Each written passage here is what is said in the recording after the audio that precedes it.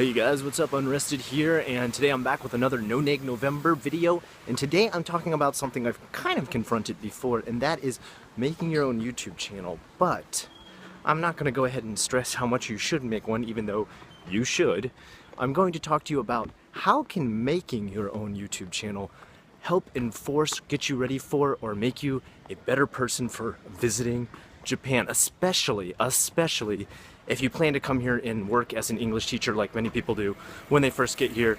Guys, nothing wrong with that job. It's your foot in the door. It's the very first job I worked when I got here. Nothing wrong with doing that. And this is how doing YouTube can help you do just that. So, number one is communication. Communication sounds like something that's pretty simple. I'm doing it for you right now as I talk to you on the camera. But it's something that doesn't always come natural to us when we're put into a situation where we have an audience. Like right now, when I'm talking to you. Yes, I can't see you in front of me right now, but I do know I am relaying information to an audience, and not just to a good friend, and that really makes a difference. When you relay information to just your good friends, you feel very comfortable, very open. You're very used to how you would talk to that person. You don't really stutter or catch yourself or go ahead and filter out your words is another big thing. But when you're on video or when you have an audience or you're in a professional situation, yes, that becomes very important very fast. So what I suggest doing is first practicing by having your audience here on YouTube and getting used to being in front of a room of people you are teaching, where you do have to filter, you do have to communicate, you do have to use simple language or explain stuff in a simple way.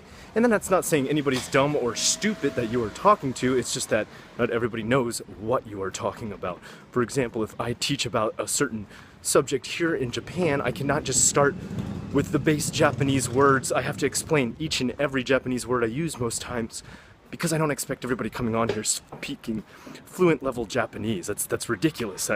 Nobody should have a channel where they teach in that manner unless they're on a very, very specific video site. On top of that, there is another way that you can hone your skills, and that is presentation. How do you present the different things that you're teaching? Do you use visuals? Do you use actual examples? Can you act out some of the things? Can you draw some of the things? Remember, there's going to be times here where even the English language is going to fail you. Even your Japanese is going to fail you because you might not know the Japanese word, or you might not be pronouncing it correctly. So, visuals become very important to your presentation.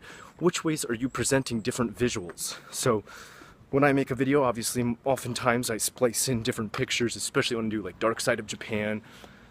If I'm teaching some of the kanji from those, I show the kanji so I can show exactly what they mean.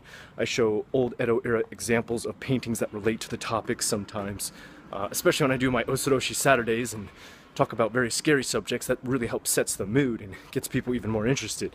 So it's the same thing you can do with your lessons too. Think about the visuals that you're bringing to the table. Are you bringing in visual cards? Are you bringing in pictures, videos? Can you show them a clip of music, a clip of a video, a clip of your favorite TV show? Relate it to the lesson in some way. If you can do that, that makes the lesson a million times more interesting than just you standing there talking your head off the whole time. And last but not least, I think one of the most important things is confidence. Having a YouTube channel will start to give you a lot of confidence. Go back and look at JFAC #1. And I sound like a total doof on it. I can barely talk, I can barely pronunciate, I mumble. I'm very nervous on camera. It's pretty obvious that my voice changes when I'm on camera, but now I am completely relaxed. Yeah, I know everybody around me right now thinks I'm a total psycho idiot recording on my camera, but the good thing is I don't care anymore. I've done this so many times that it's not a big deal to me anymore. It's same thing with teaching. When you first get in there, you're really self-aware of your presence in the classroom, and you're thinking about everybody judging you with every single thing you say. And then after a while you start to realize it doesn't matter. Who cares if they really do think anything about you? Who cares if they like or dislike you, or how they feel about you? No matter what, you got to put yourself out there so that you communicate loud, clearly, don't stutter, don't stop, and have the confidence to continue through your lesson. Showing a really, really well-researched lesson that you constantly stop and start, stutter, and mumble through is way worse than you bullshitting your way all the way through a very clean, well-pronounced, well-said video or lesson. That's a little bit of ways that you can introduce YouTube into your life and make yourself a little more ready for coming to Japan if you're going into the teaching career, and other aspects of life too. It can really help with any job, I think. Until next time, I'm unrested with the questions you requested. Have a good one.